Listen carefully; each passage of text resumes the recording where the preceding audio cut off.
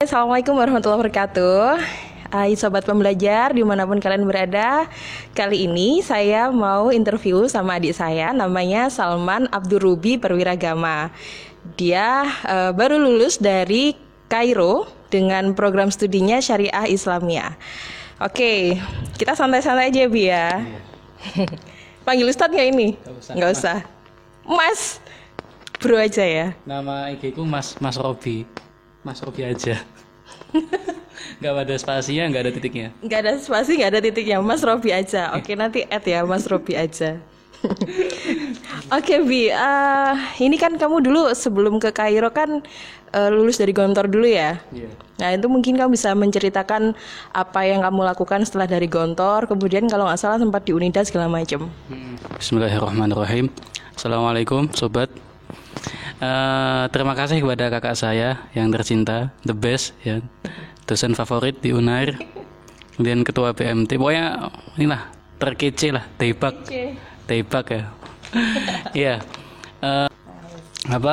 Sebenarnya saya itu tujuan utama setelah lulus dari Gontor itu bukan ke Mesir ya. Jadi jadi Mesir tuh second choice, pilihan kedua. Jadi dulu pengennya ke IPB, masih kan nggak Pak? Kan kita, IPB? Aku kan minta matrikulasi dulu Mbak, matrikulasi matematika terus. Oh iya. Karena sudah qadarullah ya, itu tes di IPB dan tesnya di Mesir itu berbarengan. Jadi saya bermusyawarah dengan orang tua, ini kira-kira mana yang lulus, ya kan? Kalau di IPB kan belum belajar materi-materi umum kan. Kemudian kalau di tes ke Mesir nih kira-kira kemungkinan masuknya 95%, tinggi kan. Soalnya bahasa Arab, kemudian matrikulasi yang diujikan juga, materi-materi yang diujikan juga sudah dipelajari di pondok ya. Ya alhamdulillah. Yang diujikan? Intinya adalah bahasa Arab, jadi kemampuan bahasa Arab. Kalau sekarang diukur dengan TOEFL kan. Kalau itu TOEFL tuh TOEFL-nya versi bahasa Arab. Berapa untuk bisa itu? Sekarang 80% TOEFL-nya. Kalau dulu sih sama 80%, cuma bukan dari TOEFL, itu dari Kementerian Agama dulu. Motivasinya adalah dulu belum menemukan motivasi. Dulu tuh yang pertama yang penting berangkat dulu, Mbak. Jadi yang penting lanjut dulu kuliah. Tujuannya sebenarnya ini sih Mbak, nyari teman baru sih Mbak. Jadi kan iya, anak muda dong. Anak muda mau belajar. Kalau kuliah di Gontor kan temannya cuma Indonesia. Jadi kalau kuliah di Mesir itu kan temennya dunia, worldwide kan. Ya itulah. Jadi alhamdulillah nyampe Mesir pertama kali dengan biaya sekitar 14 juta dulu Mbak. Tahun 2015. Ya, jadi saya lulus Gontor 2014, pengabdian sekaligus kuliah di Unida. Prodinya sama, Syariah Islamiyah, 2 semester setahun. Robi kan pertama kali ke Kairo itu kan tidak dengan beasiswa ya. Yeah. Jadi kira-kira kalau misalnya kayak saya ini orang awam kan, maksudnya dari yang SD, SMP, SMA-nya umum, kemudian Mas pengen kuliah ke Kairo itu punya kemungkinan nggak sih gitu? Jadi nggak hanya teman-teman pesantren yang bisa kuliah ke Kairo. Banyak juga teman saya dari Insan Cendekia. Jadi Yayasan Habibie Center itu. Kemudian teman-teman yang dari SMK juga ada, dari SMA juga banyak. Tapi mereka rata-rata mengikuti bimbel dulu Mbak, setahun. Bimbel ke bahasa Arab. Ke bahasa Arab ya. Ya, materi-materi bahasa Arab. Yang penting gramatikal bahasa Arab sama kemampuan kayak balaghah itu, kemampuan sastra Arab. Kemampuan sastra Arab. Gitu. Jadi itu diintensifkan selama setahun. Tapi rata-rata teman-teman yang pesantren juga sama Mbak, ngambil dulu. Gitu. Jadi nggak jaminan ya? Nggak jaminan bahwa lulusan pesantren itu bisa langsung ke Kairo. Oke. Dulu waktu di tes itu lebih ke tes bahasa Arabnya aja, atau misalnya ada materi atau apa kayak gitu? Ini sih dua Mbak. Intinya pelajarannya bahasa Arab, jadi sorof tuh gramatikalnya sama nahwu, kemudian sastra atau balaghah, kemudian hafalan Al-Quran. Minimal 2 juz selain juz 30. Minimal 2 juz selain juz 30. Iya, saya dulu juz 1 dan juz 29. Itu pun ngapalnya juga enggak sih sebenarnya. ke Mesir ini sudah saya siapkan sebulan sebelum tes. Jadi pas saya masih kuliah di Unida Gontor, itu saya ngapal juz 29. Kemudian seminggu sebelum tes, saya coba-coba ngafal juz 1 di rumah sama ibu. Ya. Ya. Terus dulu tesnya di mana, Bi? Di Malang. Oh, tesnya di Malang. Di apa itu? Di UIN Maliki, Maulana Malik Ibrahim.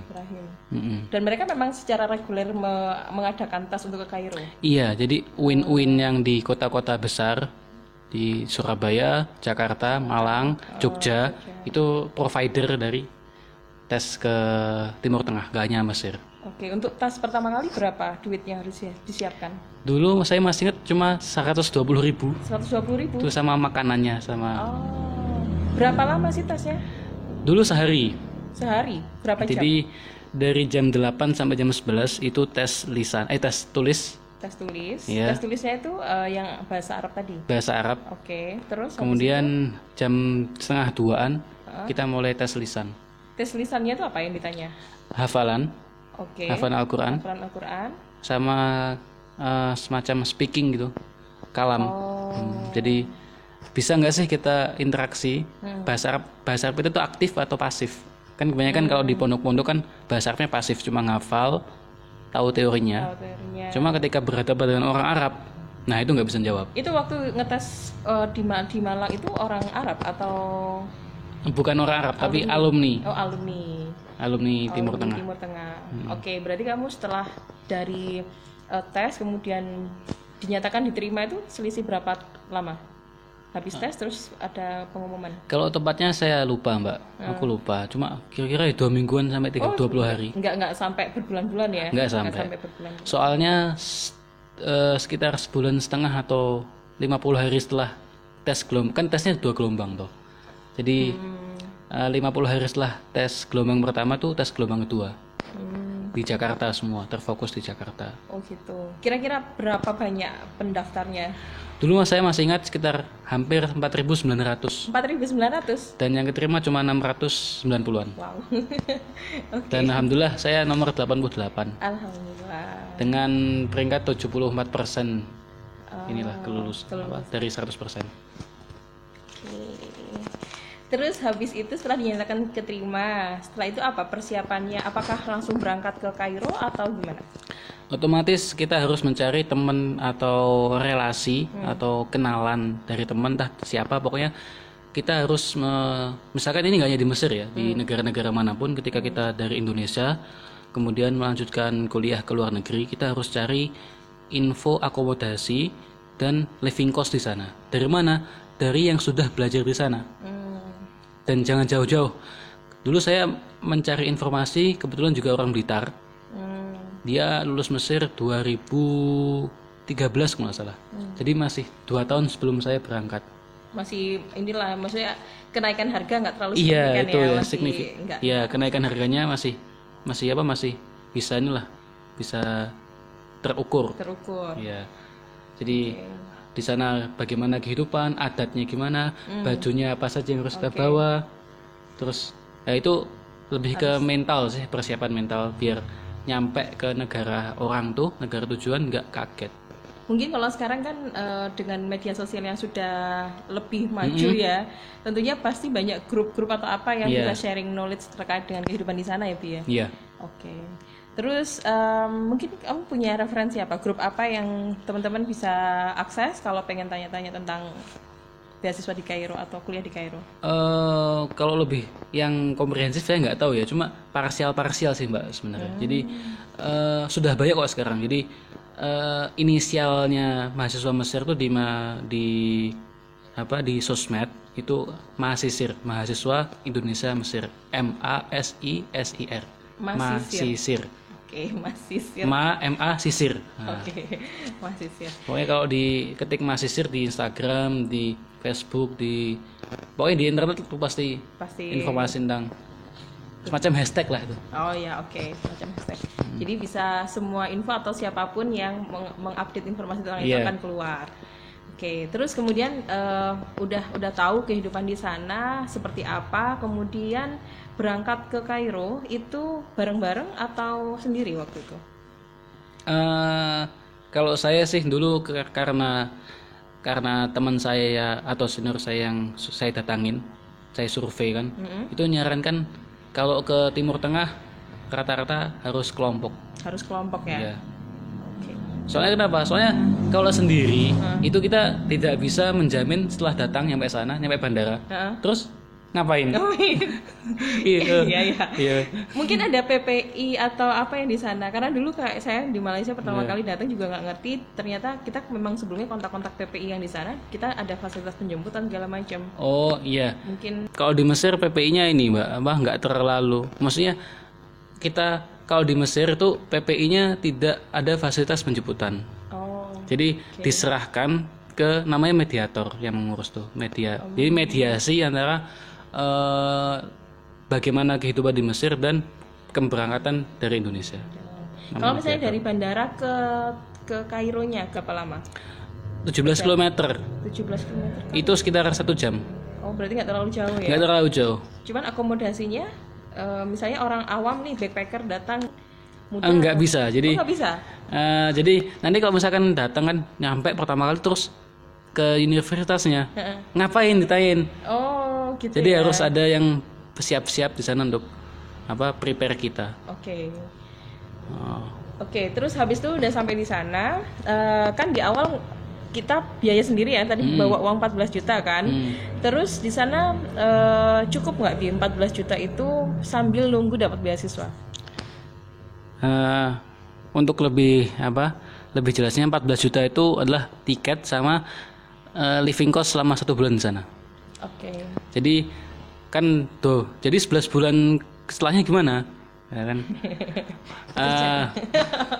Iya dulu dulu alhamdulillah karena kalau lebih tepatnya gini. Jadi ketika itu saya datang ke Mesir 2015 itu harga pon lebih kuat dari rupiah. Kan mata uangnya pon Mesir. Jadi 1 pon Mesir tuh 1.800 rupiah. Tapi harga di Mesir juga murah mas yang kayak gitu. Jadi naik bis terus uang naik bis tuh cuma 1 pon, jadi 2.000. Bahkan ada yang setengah pon bisnya. Gitu. Jadi sekitar 1.200-an. Sekali makan di sana berapa? Bentar, kalau makan karena nanti di sesi sendiri mbak. Karena rata-rata di sana makan udah masak sendiri. Oh, berarti kamu jago masak dong?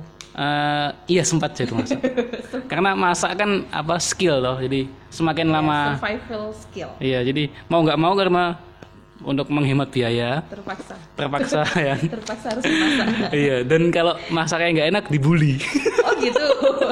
Oh gitu ya. Kalau mungkin di asrama cewek kayaknya nggak deh. Iya, kalau cowok kan jujur-jujur. Ya? Mulutnya apa nih? Iya. Iya. Terus kalau kan kuliah di sana itu gratis ya? Iya. Kuliah di sana memang gratis, nggak bayar sama sekali. Untuk jurusan agama.